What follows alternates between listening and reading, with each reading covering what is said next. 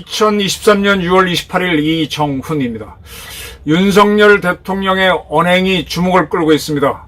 윤석열 대통령 좌파의 눈을 찔렀습니다. 계속 찔러대고 있습니다. 돈과 출세 때문에 나라를 팔아먹는 자들이다. 이런 식으로 비판을 서슴없이 하고 있습니다. 오늘 28일이죠. 한국자유총연맹 제69주년 창립기념 행사가 서울 장충체육관에서 있었습니다. 흔히 말하는 70주년 또는 75주년처럼 꺾어지는 해가 아닌데 윤 대통령이 참석했습니다. 거기에서 이렇게 얘기했습니다. 돈과 출세 때문에 이들과 한편이 돼 반국가적 작태를 일삼는 사람들도 너무 많다. 돈과 출세 때문에 이들과 한편이 돼. 이들이 누구냐? 조직적으로 지속적으로 허위 선동과 조작 그리고 가짜뉴스와 괴담으로 자유 대한민국을 흔들고 위협하면서 국가 정체성을 부정하는 세력들이 너무 많다라고 했습니다. 즉 조직적 지속적으로 선동과 조작을 하면서 가짜뉴스로 대한민국을 흔드는 세력, 이런 세력과 한패가 된 세력들 있다입니다. 그들은 돈과 출세 때문에 그래서 반국가적 작태를 일삼는다 이렇게 비판했습니다. 대한민국 대통령 중에서 좌파를 이렇게 적나라하게 비판했던 사람이 있던가요? 이승만 대통령은 했겠네요. 그리고 이렇게 얘기했습니다. 왜곡된 역사의식, 무책임한 국가관을 가진 반국가 세력들은 핵무장을 고도화하는 북한 공산 집단에 대해 유엔 안보리 제재를 풀어달라고 읍소하고 유엔사를 해체하는 종전선언을 노래 부르고 다녔다. 제가 문재인 대통령 시절에 그의 역사관을 확증 평양적 역사관, 대한민국의 국군의 뿌리를 이상한 데서 찾고 하는 거에 대해서 논문을 쓴 적이 있습니다. 대한민국을 부정하는 거였죠. 그리고 왜 종전선언을 노래하는지 수차례 분석했는데 제 주장을 윤 대통령이 저를 보고 받았을 리는 없지만 딱 집어서 이해를 하고 종전선언을 노래 부르고 다니는 세력을 비판했습니다. 북한이 다시 침략해 온다면 유엔사와 그 전력이 자동으로 작동하는 것을 막기 위한 종전선언 합창이었다라고 한 후 우리를 침략하려는 적의 선의를 믿어야 한다는 허황된 가짜 평화 주장이었다. 이 정도 되면 윤 대통령의 안보관은 믿어도 될 것 같습니다. 이거를 자유총연맹 69주년 기념식장에 가서 얘기했다는 거는 이제 앞으로 미세한 거 한두 개는 서로 의견이 다를 수 있을지언정 큰 틀에서는 반공산, 반공정신만큼은 불명하구나. 그리고 거기에 기생해서 살고 있는 좌파들, 돈과 출세에 멀어서 예를 들면 말입니다. 이재명이 같은 자들. 이재명은 문재인이가 북한하고 내통해서 정상회담하고 할 때 인기가 치솟았죠. 그걸 보면서 이화영이라고 하는 자를, 이화영이가 어떤 자입니까? 평화부지사로 해가지고 북한하고 어떻게 스마트팜, 그게 잘 안 되니까 북한 대북체제 때문에 쌍방울 돈을, 조폭이 소유권을 갖게 된, 경영권을 갖게 된 쌍방울 돈을 가지고 어쩌고 저쩌고. 왜? 쌍방울도 돈 벌고 이화영도 돈 벌고 이재명도 돈 벌고 대통령도 되고 돈 벌고 출세하려는 이런 자들 있었죠. 거기에 대해서 분명하게 얘기했습니다. 반국가적 작태를 일삼는 사람들이라고. 맞습니다.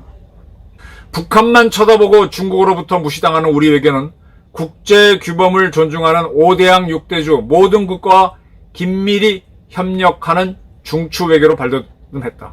북한만 쳐다보고 중국으로부터 무시당하는 우리 외교. 이게 문재인 외교죠. 우리 민족끼리에 얼이 빠져가지고 북한하고 우리를 찰떡으로 붙여줄 수 있는 것은 중국이다라는 착각. 천만의 말씀, 만만의 콩떡. 중국은 북한을 활용하고 있을 뿐이죠. 그리고 대한민국, 한반도가 남북으로 쪼개져 있는 게 훨씬 더 우리 민족을 다루기 좋죠. 우리 민족이 북한으로 공산주의로 통일되고 불편합니다.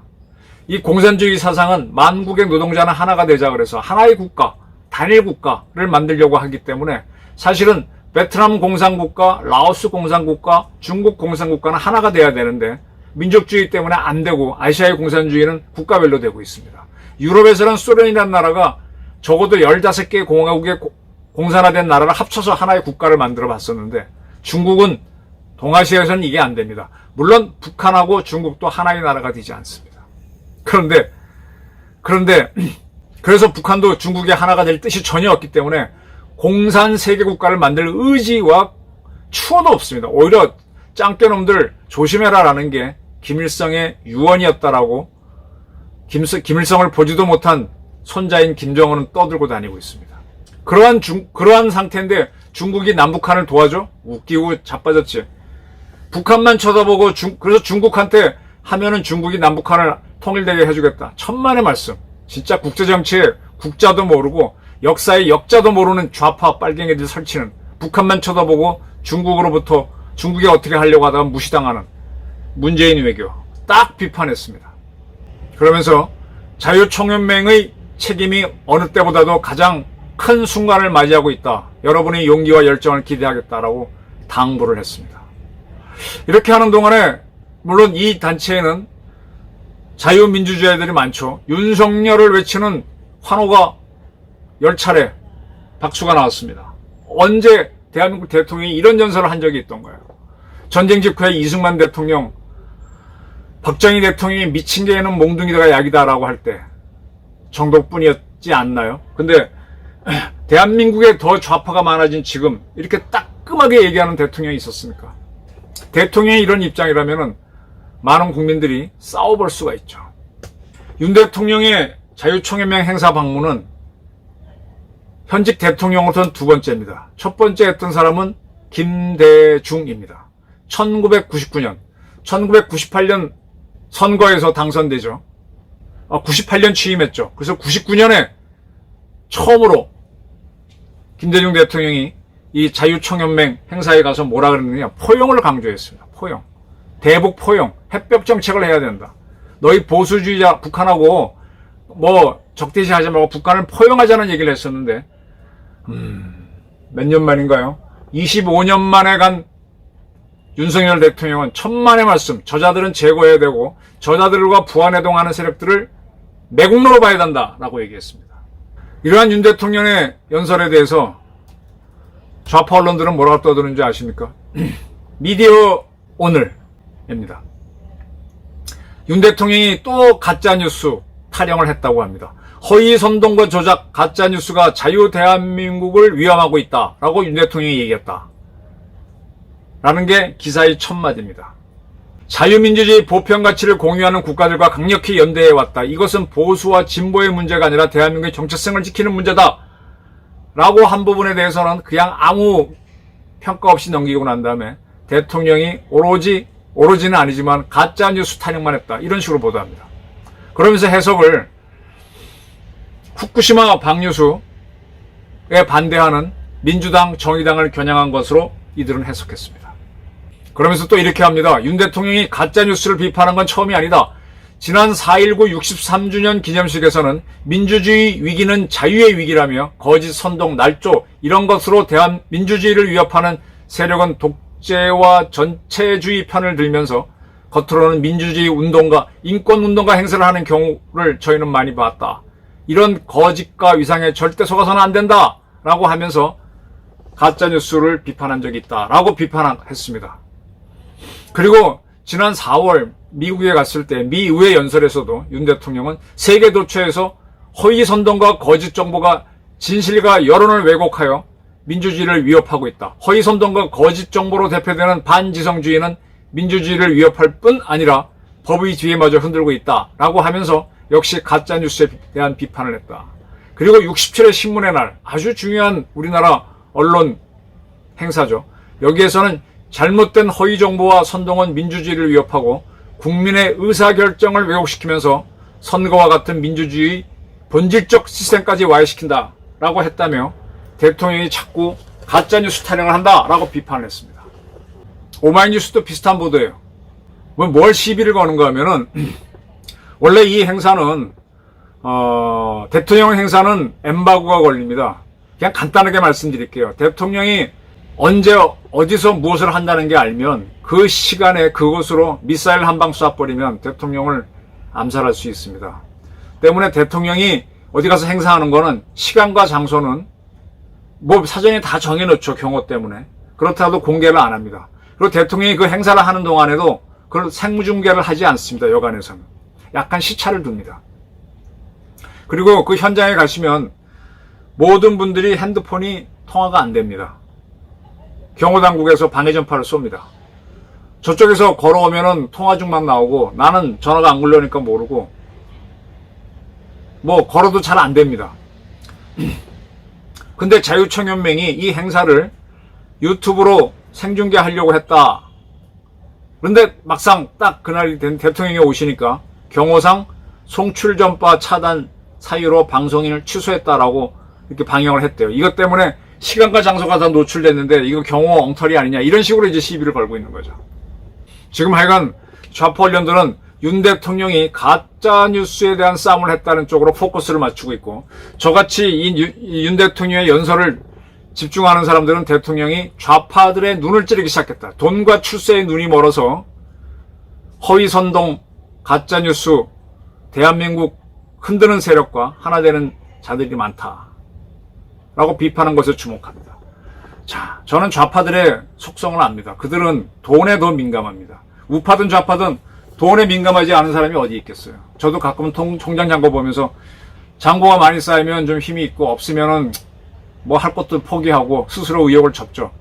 자기 지갑 두꺼이만큼 자신감이 결정되잖아요. 좌파들도요. 지금 민노총 저렇게 날뛰고 오늘도 보니까 뭐 광화문 나가는데 4.19 특별법 아니지.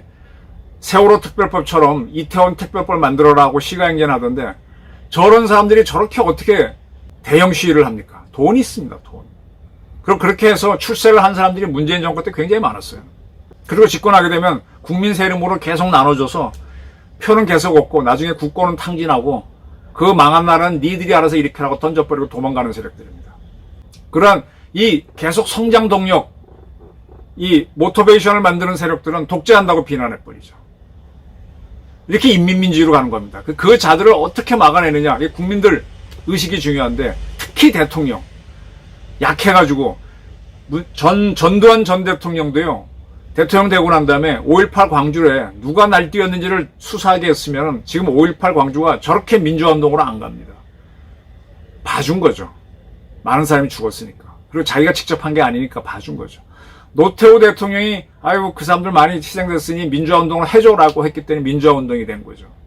5.18 때 계속 커지면은 그 사람들이 뭐 군인하고 경찰만 하고만 대치했습니까? 천만의 말씀. 수많은 민간인들, 특히 부자들을 털었습니다.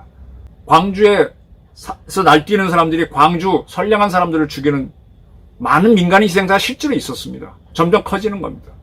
그런데 그게 예민해지고 하니까 그냥 수사하지 않게 한 것 때문에 지금 와서는 거꾸로 좌파들이 자기네가 민주화 운동을 했냐 우겨대는 거죠. 자, 이제 그게 큰 모순. 이재명도 거기에 편승해서 대통령이 되려고 한 자인데 윤석열이 그런 좌파들의 눈가를 콱콱 찔러 들어갑니다. 돈과 출세에 매국하는 눈이 멀어서 매국하는 세력. 이 정도로 대통령이 나가줄 때 우리도 이제는 경제를 일으키고 이제 더 이상 북한한테 질질 끌려가면 안 되죠. 자, 윤석열 대통령이 통일부 장관을 성신여대 김영호 교수 쪽으로 가는 것 같아요. 김영호 교수는 서울대학교 노재봉 외교학과 교수님, 그 라인 직계들입니다. 경기대학교의 조성환 교수, 김영호 교수, 이런 분들이 이제 노재봉 선생님의 제자들인데 그분들이 얼마 전에 책도 냈었죠. 굉장히 자유민주주의에 대한 탄탄한 공부가 돼 있는 분들입니다. 뭐 거기에 대해서는 의심할 여지가 없고요. 다만 이제 제가 보는 거는 지금 윤석열 정부의 구성을 보게 되면 사법 쪽에서는 사법 문제에서는 검찰, 자기가 있었던 검찰 출신 한동훈을 비롯한 그런 엘리트들을 중심으로 하고 안보는 지금 과거 MB 정권 때 사람들을 다 끌어들였습니다. 김태효, 그다음에 안보실장 하다 나가는 김성한, 조태용 씨도 약간 그때 있었던 것 같기도 하고, 그다음에 이번에 김용호 교수도 그렇고 MB 때 안보정책 책임자들이 다시 리바이벌을 하고 있는데 그들은 천안함 사건을 당했고 연평도 포격전 때 꼼짝 못한 바가 있습니다. 저는 그걸 약간 우려스럽게 봐요. 좀 더 강경한 세력으로 보충을 해줬으면 하는 기대가 있습니다. 근데 그건 뭐 한번 경험이 있으니까 더 잘 대응할 수도 있는 거고 전 지켜는 보겠습니다. 어쨌든 이런 식으로 양두 체제를 딱 구축하고 경제는 지금 뭐 추장관 중심으로 뭐 한다고 하는데 아직은 탄력이 안 붙었죠. 이렇게 하나하나 풀어가야 됩니다. 근데 최소한 대한민국의 큰 장애인 좌파들에 대해서 콱콱콱 치고 들어가야 돼요.